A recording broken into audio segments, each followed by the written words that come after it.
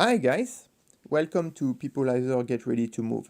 In this session, we'll be talking to Janelle. Janelle has moved from Canada to Mexico. Her context is a little bit more specific, right? Usually people move in one shot from a country A to a country B. In Janelle's case, she was already engaged from a business perspective with the country she was moving to, Mexico. So that changed a little bit the game, but that allowed us to get more insight from Janelle on how are things in Mexico. Enjoy the session. Hi, Janelle. It's Hello. great to have you on Peoplelyzer. Thank you for having me. My pleasure. So, take a bit the audience through your mindset before moving from Canada to Mexico. What was the context for you there in Canada? Okay. I had been frequenting the Mayan Riviera since 2009. It was always a great vacation spot for me. So it's near Cancun, right? If I'm not Yeah, mistaken. just south of Cancun. We're in the state called Quintana Roo. Okay, cool. Okay. So I'm specifically located in Playa del Carmen. This was my vacation spot. I would frequent here a couple to three times a week throughout 2009 and onward. Within that time, I was able to start a business where I could work remotely and was down here during the latter part of 2019. Had my mother with me, was in a rental situation. And when everything went down in Canada in terms of 2020 with the lockdowns and whatnot, something in my soul said, this is it. And I looked at my mother and I said, if you choose to go back, I understand fully. I'm not going anywhere.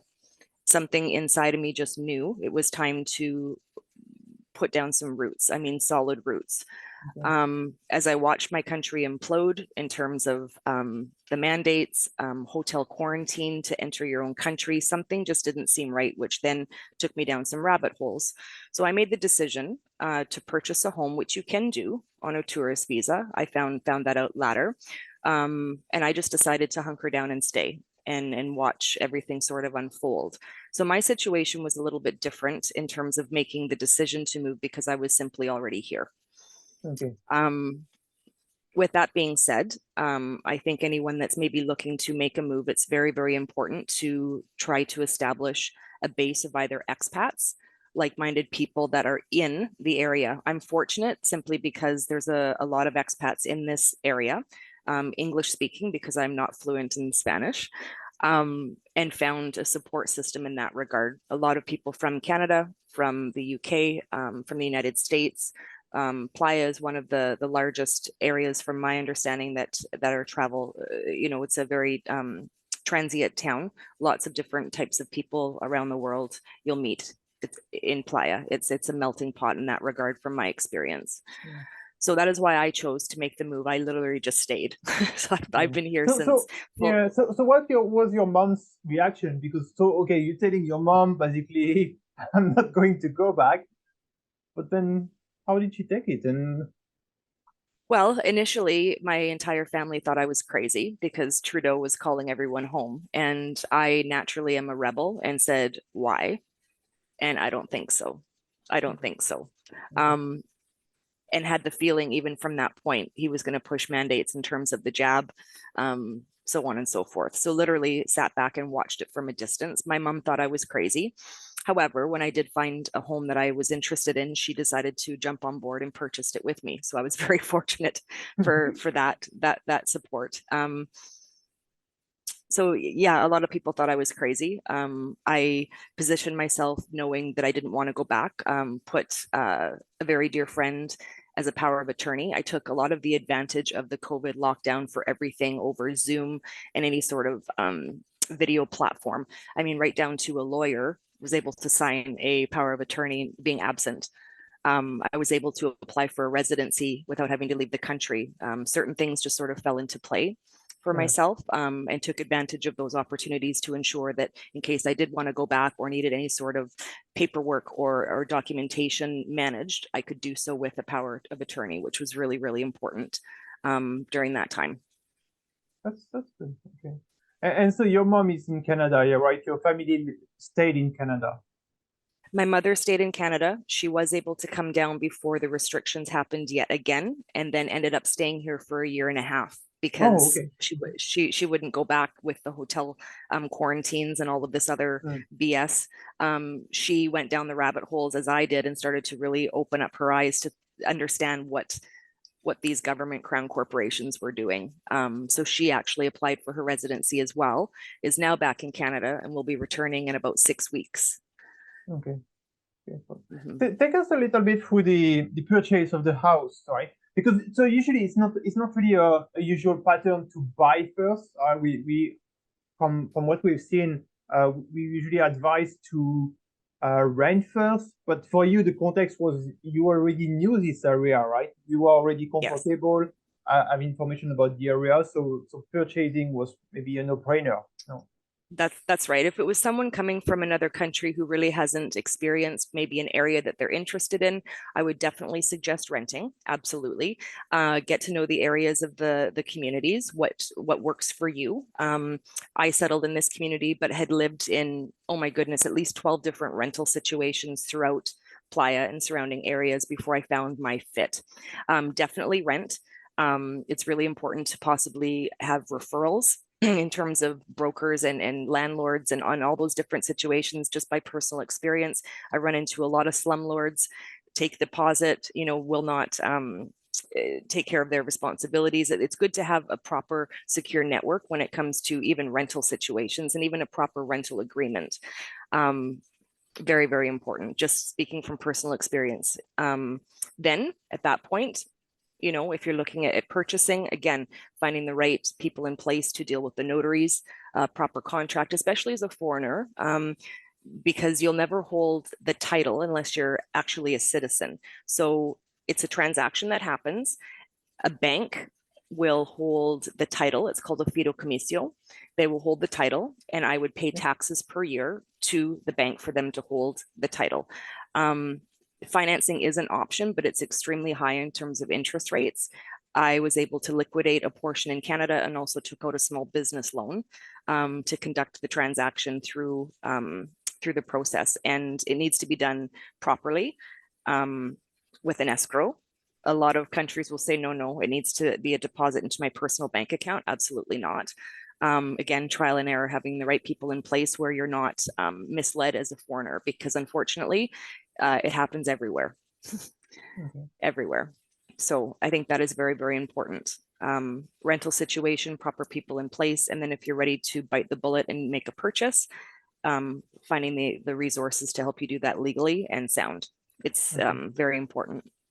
So let's pause a bit on the bank is holding the title. So the bank basically, can you explain a little bit for the people, because it might be new information for some people and they may not get it. Mm-hmm. Right. And I can only speak from where I am. I'm not certain about other areas of the world or other countries. The bank that I use is called Monex. And because I'm a foreigner, they hold the title. So what I'm working on is a citizenship. Therefore, I will hold the title myself. But that's a process. It can't just happen overnight.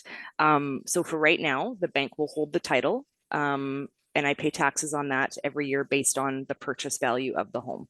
And that's another thing. There really is not an MLS here. I mean, we would use that in Canada, I think a little bit in the United States as well.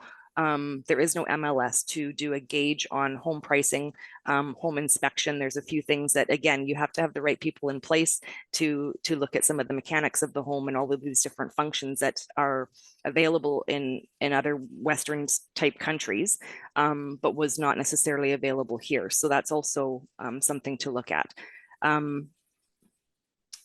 The process was quite simple with the purchase through the notary.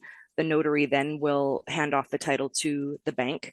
And I don't know a ton of the detail. I had my representative who I truly trusted, as well as other expats who've gone through the process. So I knew it was legit. Also have national Mexicans who are friends that were able to say, yes, that is the process as a foreigner. You can definitely obtain the title. It's just a process. You could either have a permanent residency for a certain period of time, which would then naturally graduate, into citizenship, or a immigration lawyer that has contacts on the inside that can push paperwork through, which happens in every country as well. So Okay. all is fair in love and war is the way I look Awesome. at that. No, you're totally right. Basically, checking and rechecking with foreigner who went through the process as well as local people, right? This is where you really get more comfortable with Absolutely. what you're doing. Otherwise, there's a little Absolutely. bit of a doubt. Absolutely. Tell us, so you mentioned you found your fit. So you basically try a bit of rental and then you found what was your fit in this area? Well, for my experience, I do not like Central. There's a lot of partying, lots of multifamily. Mexico is a very loud country from my experience. I'm quite certain there's other areas that aren't so much.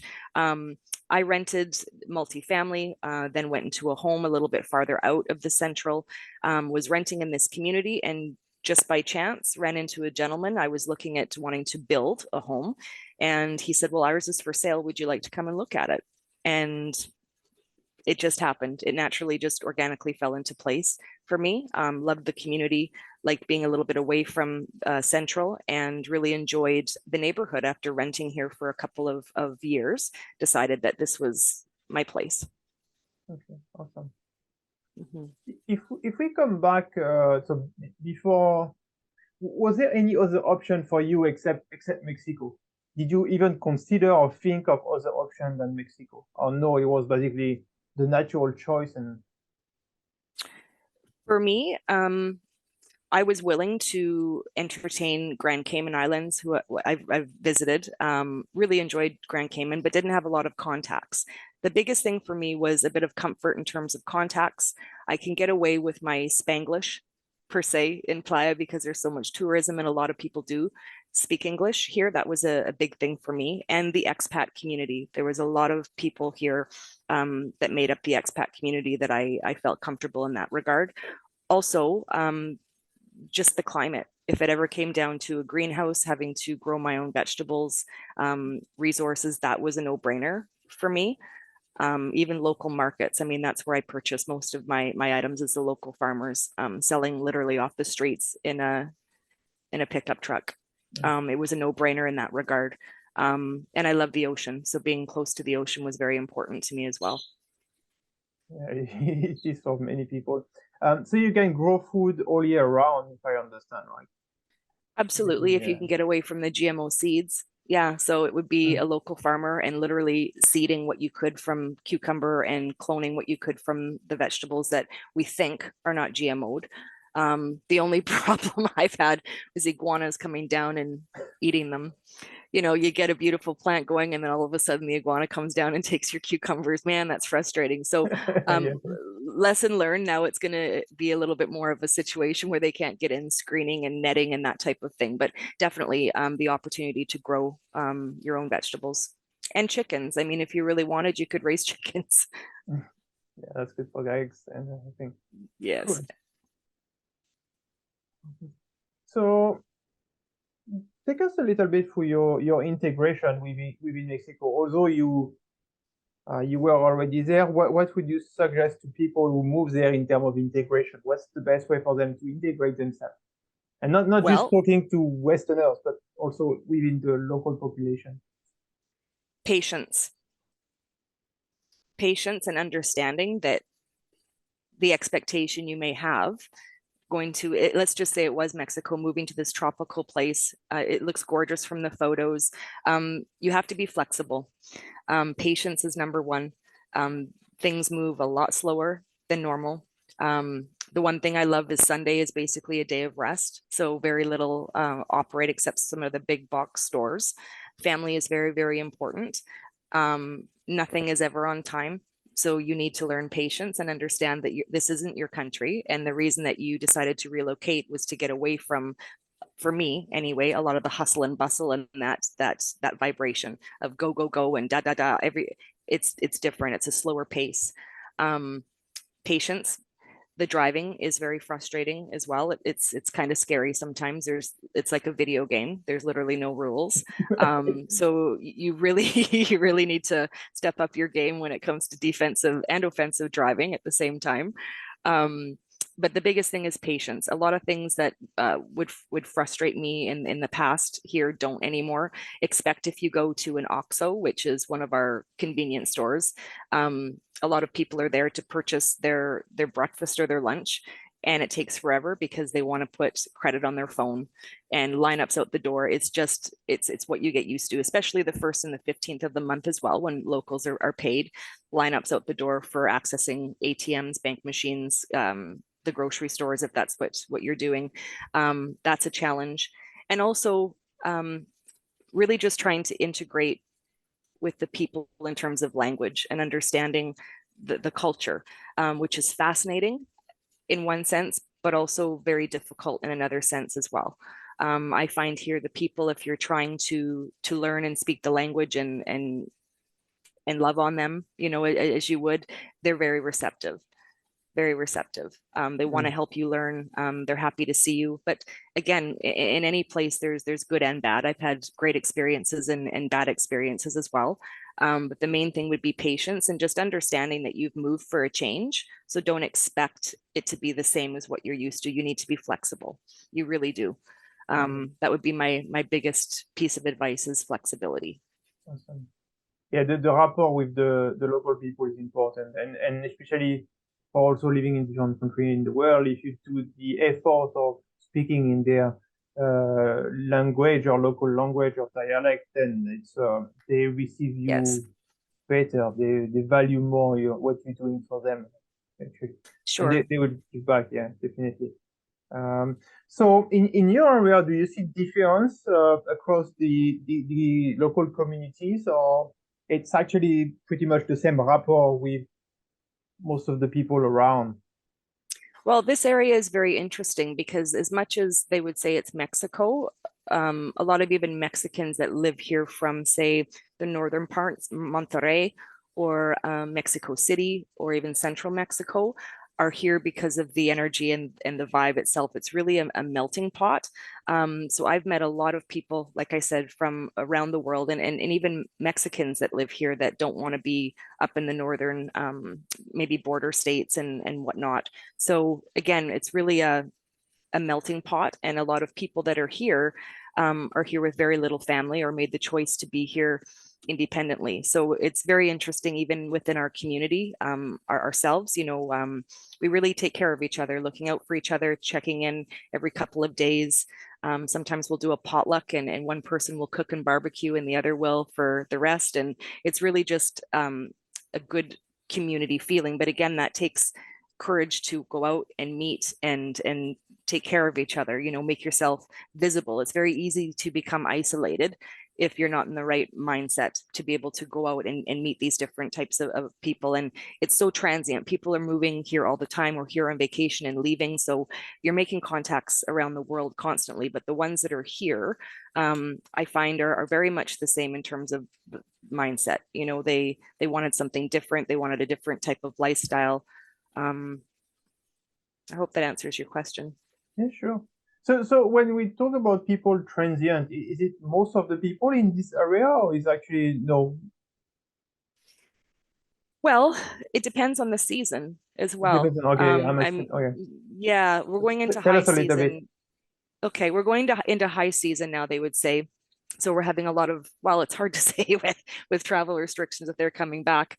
But you know, a lot of expats or snowbirds, we would call them, either own a multifamily townhome type situation, and they typically would come down anytime between now and we're right after Christmas, and then that usually fizzles off March, April, sort of. And then we Okay. see a little bit more Italians and Europeans coming sort of in June, July, and also Mexicans from the northern part to come on their vacation, right? It's vacation time. So in high season, yes, Central is crazy busy, all different forms of walks of life, very, very busy, a lot of energy. And on low season, you'll see a lot of the locals that just live here. Either they have businesses or they're semi-retired or they either work online, and it's a little bit slower. In this type of community, you'll find the people that live here full time, maybe have some investments. And then in the high season, you'll see all sorts from around the world that are here to vacation, party, if you may will, if you're into that, and just to take advantage of the Riviera. There's many, many beautiful spots and things to do here that are, within a reasonable distance in terms of driving to explore it and tour and all that good stuff. Yeah. In terms of local opportunities, so let's say you're a foreigner, you arrive there, and unfortunately you don't have a job yet, right? So what can you do? I'm assuming you can work remotely, right? You can try to work remotely, but locally, what could you do? Well, not much. I mean, the tourism? average pardon? Tourism? What would you do with tourism, or for working, did you say? I missed that part. Yeah. Like for instance, for working.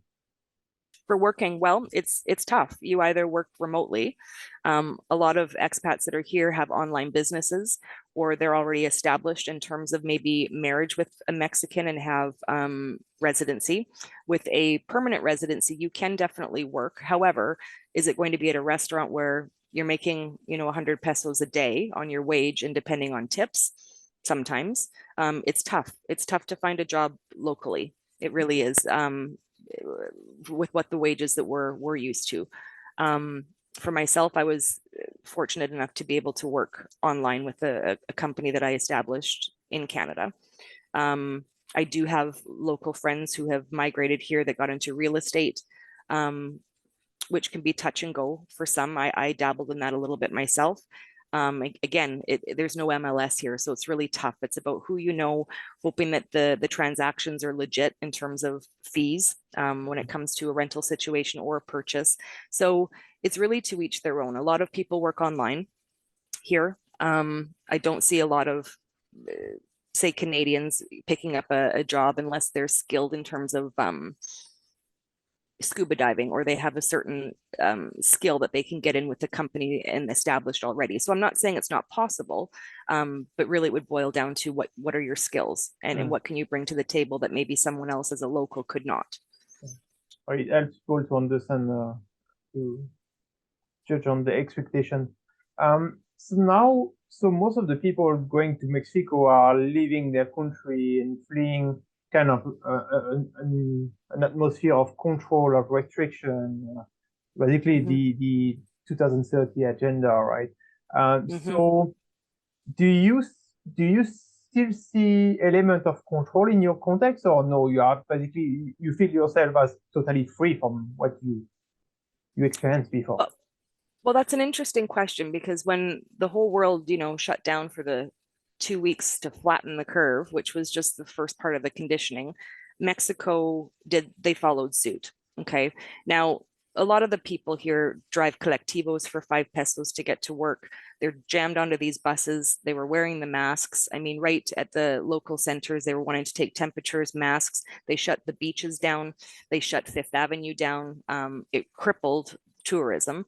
We found a lot of people without work. They were dumping dogs. They were going back to where they were from to just make ends meet. And that was tough. We were on curfew, and within 2 months, it was basically lifted from what I could see in terms of the curfew. However, they hung on to the mask bit. And that was just recently, April, May, I believe, of 2022, that I believe it was the governor of the state of Quintana Roo, and I may have that incorrect with governor, any rate, had announced that the masks were voluntary, which was interesting because it was another divide and conquer type strategy as far as I'm concerned, because you had a piece of the population wearing the masks, others were, thank God, were free. No more of this kind of thing. And we're still that way. Okay. So initially, did I feel free? No, I did not enjoy the curfew. However, I also was not willing to go back and stay in a hotel quarantine in my own country. So I had to make some decisions, and it eventually lifted. I mean, do I feel free now? Yes. I don't feel restricted. I don't feel concerned or scared to travel around. No issues in that regard. No masks. Okay. And so when you go in the street, when you go around, are we talking about more than 50% of the people wearing masks, or no? Driving around, initially it was about 50-50 split. And then within 6 weeks or so, people started realizing, okay, like, why are we doing this? Is basically the general consensus. So going to a larger shop, now you'll see the odd person that's still wearing two and a face shield. I don't know, not sure. I think they're hypnotized, and that's fine. That's their piece. But I would say now, not even 10%. I think there's some locations in terms of schools and maybe different establishments, maybe medical or something like that, where they would ask you to put it on. You don't have to, but they would ask. Okay. Yeah. Would you see Mexican people are quite obedient and as an Yes. obedient population? Yes, of course they are. Of Okay. course they are. To a certain degree. I mean, Mexico's very interesting. There's very little in terms of a middle class. You either have money or you don't. And I've experienced both. I've experienced people who have oodles of money that are here, that are Mexican, maybe from a different area. And then I've also witnessed firsthand invasion land where people are cooking out of an old tin can with a piece of wood that's they're trying to catch fire just to eat an egg. I mean, I've seen all of it. It's humbling and it's also very confusing. There is no middle class. You either have money or you don't. They're definitely compliant to a certain degree because they've always had to be. They don't want to get in trouble. You could get into the entire municipal police as well, which in any country, I believe that there's corruption. They just don't want any trouble. So initially with the masks, and sometimes still in different situations, you'll see them put it on and just head down and walking. They don't want to be bothered. They want to take their money that they've made for the day because they've busted their ass, and they want to go feed their family. And just to avoid any conflict. Okay, obedient population. Would you say that there's still polarization within the society? A bit like what you experience, polarization, a bit like what we experience in Western countries where on a topic, be it BLM or the mask or vaccination, it's really a strong yes or strong no, and there's no middle ground. Well, it's interesting because initially, I think like every country, when everything went down, some of the corporations and unions, for example, the taxi union for one, said to their workers, "No, you need to get the job. You need to get the job." And I've seen, flyers and promotions of where they're doing campaigns for the vaccines. Were they pushed per se? I don't think nearly as bad as they were in Canada, but people did line up to do it just to keep their jobs. For an example, there's my neighbor. She's, I don't know, maybe 8 or 10 years old, super conditioned with the school and the mask. Still doesn't feel safe not wearing it. And her parents, Fabian is from France, and Teresa is Mexican. And Shannon just simply she wants that comfort, which is really unfortunate and sad to see there, with the children. But in terms of the forcing, not necessarily. It was more voluntary. Okay. And people did. I mean, I know some Mexican people that are up to their fourth shot plus a influenza. Okay. Yeah, it's scary.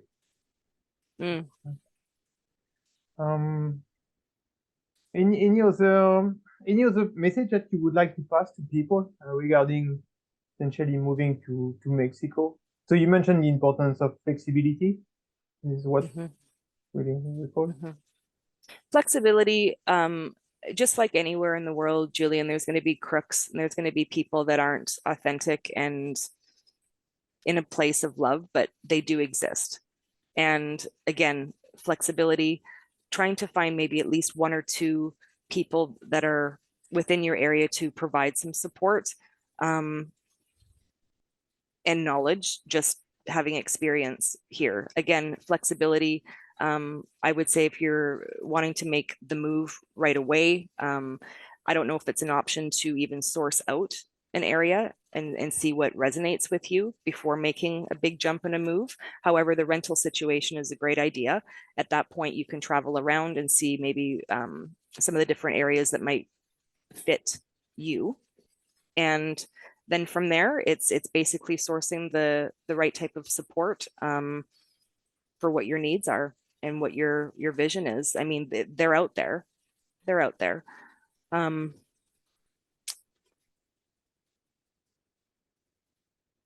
Yeah, mainly the proper support and the right channels to be able to make the decision and feel comfortable with that without leaving yourself in a situation that isn't ideal. And really just get a clear understanding of the processes in terms of even the renting. If you're wanting to purchase residency, what that looks like.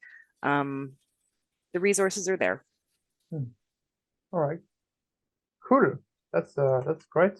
Thanks for all this information. I think it's very useful for people.